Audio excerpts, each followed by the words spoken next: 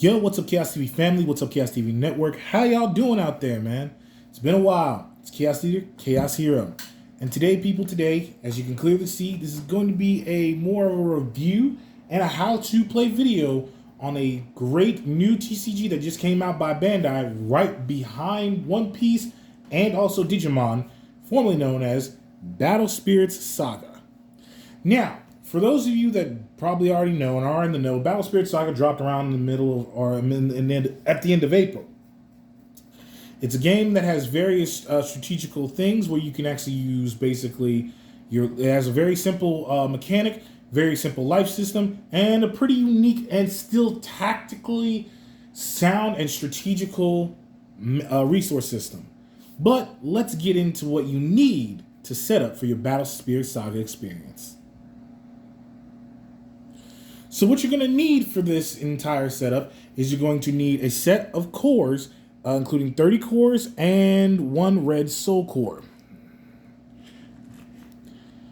This is an extension of basically the power you can give to some of your spirits. Soul cores can unlock hidden abilities in spirits that you can use, basically that would have normal abilities. These can unlock other hidden abilities.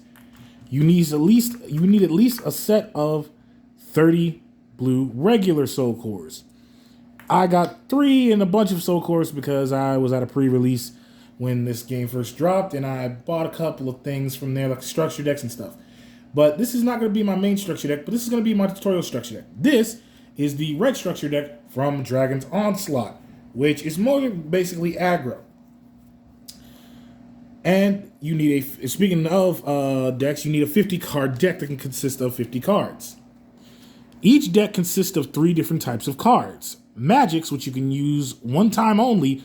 Magic, which you can use one time only for its effect by paying its cost or reducing its cost to play it. You have spirits, which basically are like your units, your creatures, your monsters. For those of you that are familiar with Yu-Gi-Oh, Digimon, or Magic the Gathering. Let's get a good look at that. Hopefully it focuses in. And with spirits, you can they attack and defend for you. They can also gain levels, not only gain levels, but gain DP. DP is basically your damage point output, which allows you to increase or decrease it at will on your turn by leveling it. When you get to certain levels, much like a RPG system, your levels determine what abilities you can have access to and what abilities you can unlock. As you can see from Nebula Dragon Andromeda, he has several abilities attached to several different levels. So it does bring an RPG aspect, kind of like Final Fantasy a little bit. Then you have something considered like location cards and I guess lands in a way, but like continuous spells or traps called, hold on, just real quick. Sorry, I had to sneeze there. Called Nexuses. Nexuses, much like spirits, have levels, and depending on their levels, they also have abilities as well. And they stay on your field as long as you're allowed to. Then there are other cards that have certain hidden abilities that you can lay into the burst zone. These are called burst effects. They're found on either magics, nexuses, or various other cards that have the burst ability.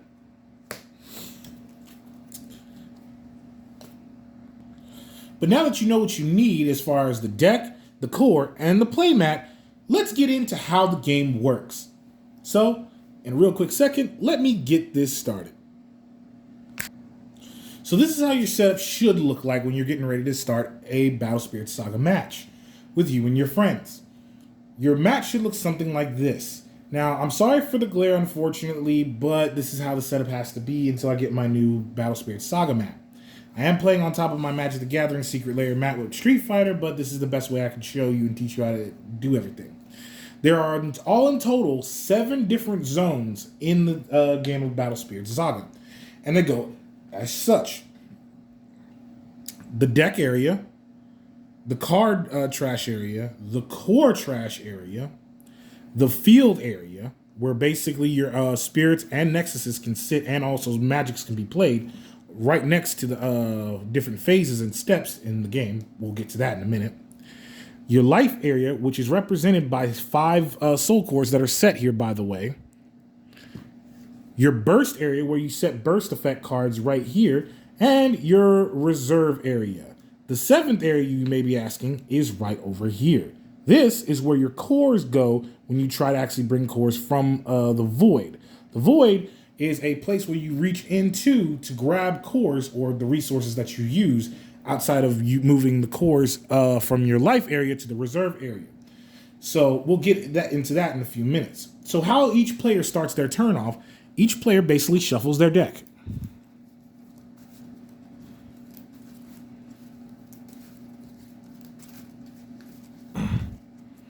Cut or tap, paper, scissors, rock, however you want to do it.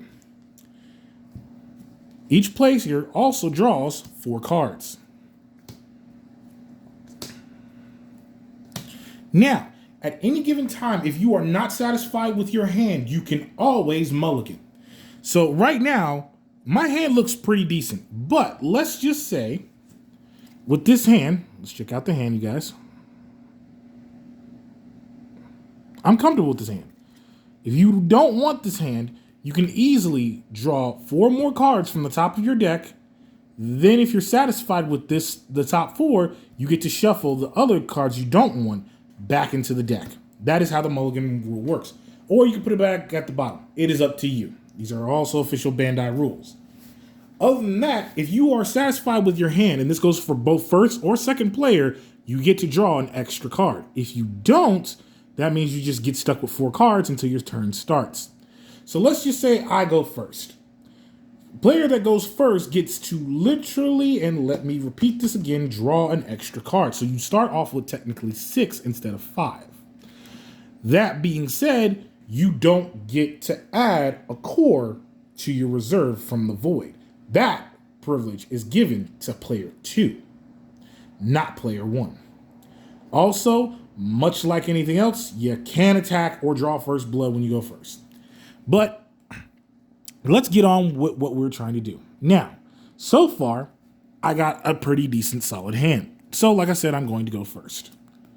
Draw that good old 6th card.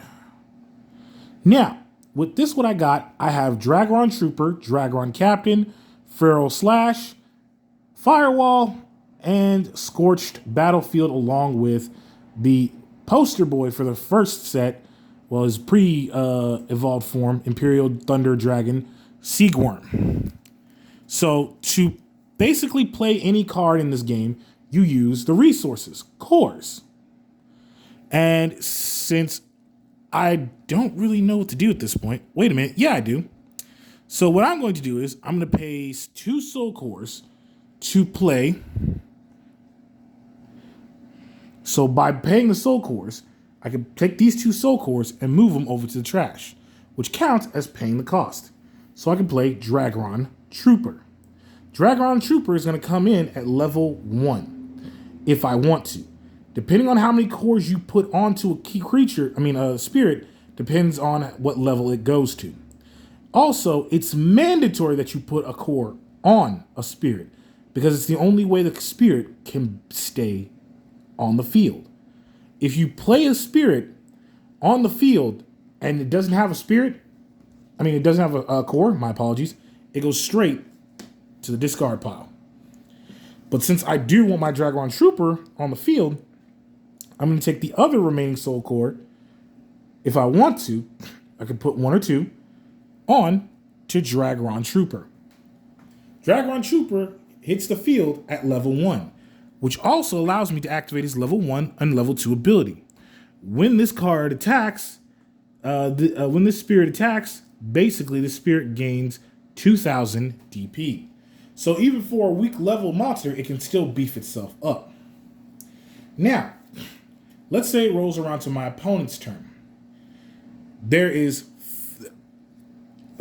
7 phases to your turn, some that I didn't mention. For my opponent's turn, there's going to be the start step. The start step is basically your standby phase, which is written here on the map, my bad. There's the core step. Now what the core step does is basically you add a core from the void to your reserve. Then you take the cores from your trash that you just used to pay cost to play either spirits, bursts, or nexuses, or magics, and put it back over here. See, it's a build up of resource system. So let's say if it rolls back around to my turn. I already just played. My opponent chose not to attack me. Let's just say he chose to attack me with 2 spirits. Those spirits can attack my life, and when they do, I get to take 1 soul core from my life and put it in my reserve, and the second one vice versa. Now it rolls back to my turn. There's the start step, the core step,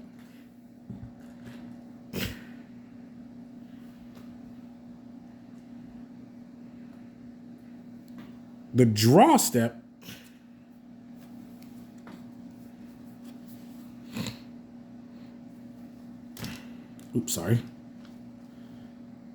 the refresh step, but since my Dragon Trooper has been still standing, it's fine.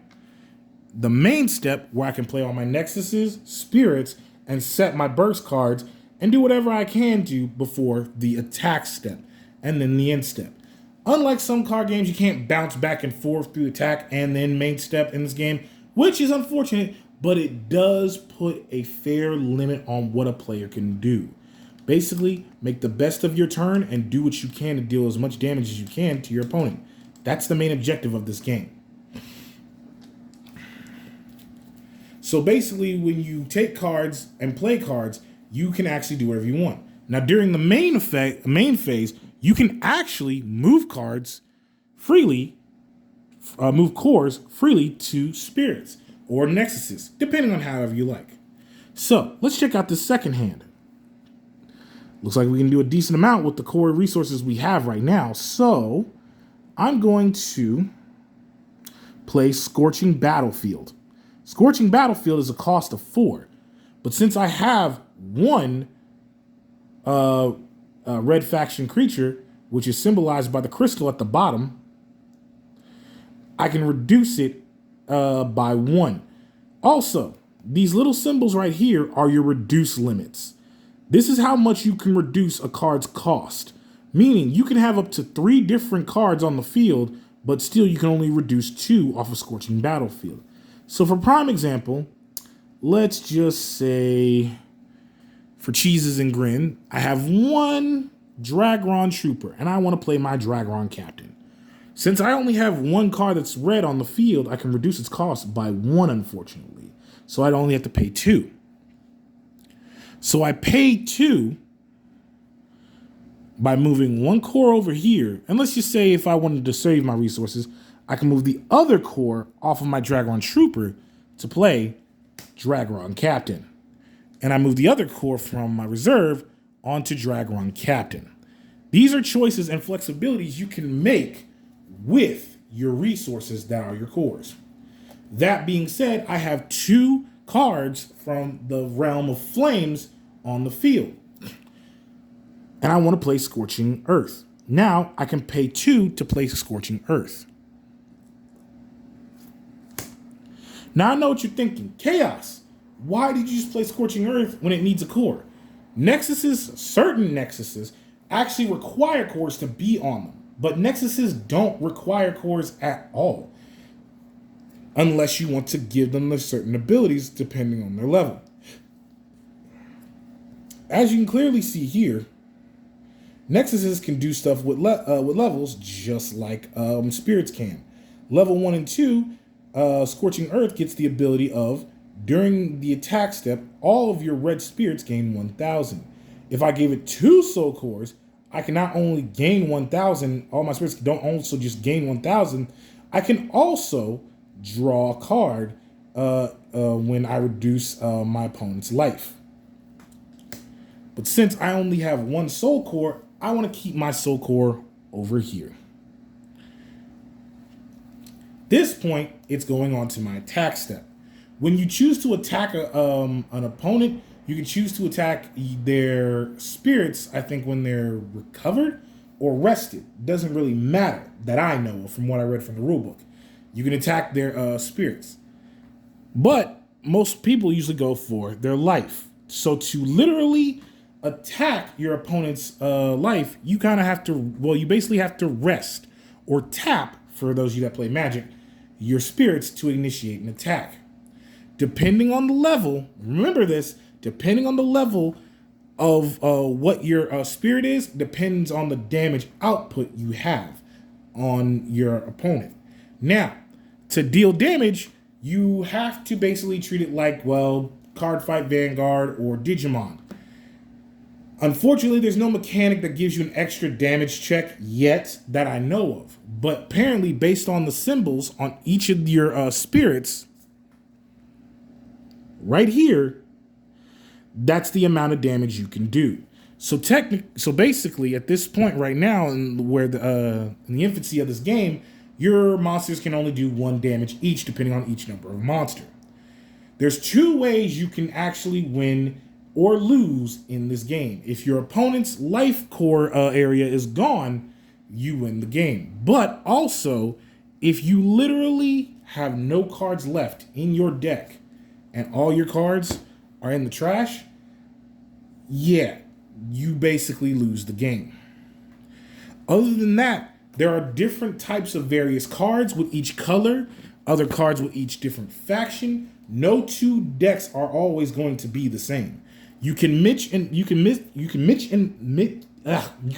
match different cards with different stuff, just as long as you have the ability of reducing the cost. This game, unlike Digimon and most stuff, is freely playable with anything, basically. So there's tons of imagination when it comes to deck building and trying out new combos and trying out new styles. But so far, that's the gist of this game, and that's how this game works. I hope this actually helps you and whoever you're trying to actually start this game with. I really think this game is actually going to go far and go places. Well, that's it for my review for the Battle Spirit Saga game, and also my tutorial video. This also doubles down as it. My overall review of this card game, it's pretty awesome. It's pretty interesting. Tons of strategical value in it. As far as rarities and stuff and value of this game, I really can't determine, but I really do hope this game actually picks up and it takes off. I really, really like this game, the way it's built, the way its style is. The art style is amazing. Like I said, I'm using the red deck for tutorial videos. I don't plan on keeping it at any given time. Where I got my products from was from my local card shops. I got the white deck as well as the white structure deck from a local place called Mystic T.C.G's down here in St. Louis. I got the red deck from a place that's more closer to me, known as Wizard's Wagon, that's trying to pick up this game, and hopefully we do a release party for that sometime this week or next week in St. Louis, Missouri. I'll leave the link down in the description of the location if you guys ever come to the St. Louis area, or anybody that lives in the St. Louis area that wants to try this game. These are the locations you can find it that I know of. There are other places, and I will leave down in the comments below. But like I said, hit me in the comments below. What do you think of this card game? Do you think it's going to pick up? Do you think it's going to be successful? Do you think it's going to be good? Do you think it's going to be bad? Anything. I also would like great ideas and tips on how to do good deck builds and stuff like that. Give you some ideas, guys. Make sure you just like that bell, turn that notification on, and subscribe. It's been a while since I actually hopped back on here, but I promise I will do game recording and hopefully some more recording of Top Down Throwdown, and hopefully this will be in the fray along with other TCGs that I've been working on. Final Fantasy, I'm trying to get pushed back up through this channel because it actually is a pretty good game. It's very much slept on. Digimon, same thing. Yu-Gi-Oh! I'm kind of taking a break from. Sorry, guys. But I've been focused on Yu-Gi-Oh! For so long, I've literally forgotten the roots of what this channel is built off of. But that's enough of me wasting your time. Take it easy, Khaos TV family. Be good to each other. Love each other. Peace. I'm going to hop back out in the chaos to see what's going on. Take it easy.